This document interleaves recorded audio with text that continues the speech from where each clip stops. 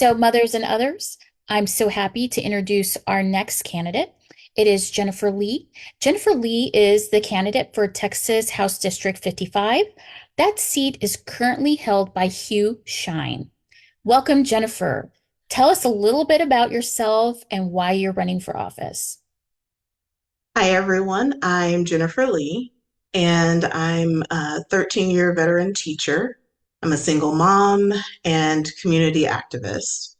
I initially wasn't actually intending to run until I started to learn more about some of the opponents that were being put up against Hugh Shine and really starting to dig deep into kind of his record. And I've been paying attention to him for years, but seeing who Abbott supported as a replacement for Hugh Shine was deeply concerning. The more that I did research, the more concerned I became. And I've lived in this area for over a decade, and we haven't really had very many viable candidates. Usually, Republicans around here are unopposed. And to me, that's morally unacceptable. We cannot continue to sit by and complain, but offer nothing else in return. And so, the more research that I did, the more I decided, you know what? The people around here deserve a choice. They should have somebody else that they can vote for. And that somebody should be me. During this time of, upheaval in the world of education, why not have a teacher run for office? We've got to have more educators in office making decisions for education. So that was part of my reason for deciding to run. But also, I'm a mom of a 7-year-old, a single mom of a 7-year-old. And one of the things I swore up and down when he was born was that I would work so hard to make the world that I brought him into a better place. Thank you. Thank you for that. Now, what are the three main issues you are going to be running for? What are your top three? I'm, of course, focused on education. That is what I live and breathe every single day. And I see the outcome of poor legislation regarding how do we educate our students, who's qualified to educate our students, what should we be teaching them.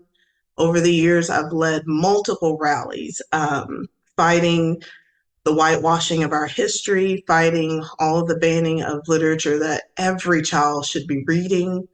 I have worked tirelessly to advocate for teachers getting a fair salary, having appropriate access to health care, because one thing people don't realize is that insurance for teachers tends to be unbelievably horrible. And so, doing a lot of community advocacy for local educators, local students. So, education is definitely the top one. Next up would be gun violence. And again, I will refer back to my experience as an educator.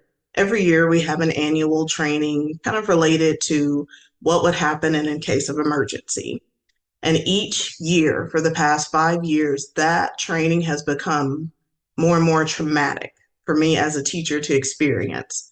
Talking about what happens when the shooter comes. That language has flipped from if to when. And we've normalized this idea that it's going to happen. You just kind of have to get over it. Here's your stop the bleed kit. We're going to do some trauma response with you.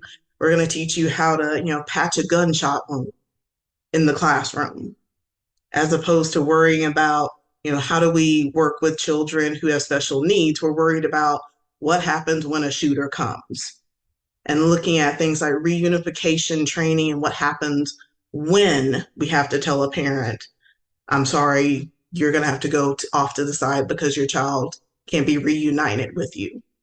To me, that's not why I got into teaching. That's not what this should be about. And thinking about it from the perspective of a parent, I shouldn't be concerned about sending my child to school.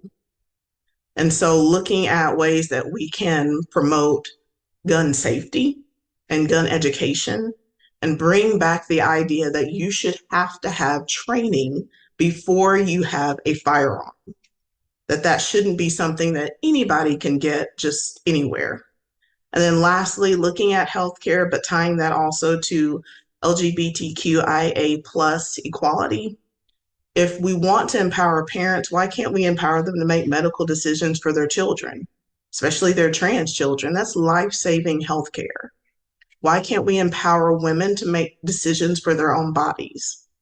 Those are the things that we need to be focusing on rather than banning books or worrying about problems that don't exist. So those would be my top three: education, gun violence, and healthcare tied to LGBTQIA plus equality. Those are great issues to be running on, and they're issues that Mothers Against Greg Abbott is clearly focused in on. So thanks for that. So, Jennifer, where can we find you? So the best place to find me would be through Facebook and Instagram.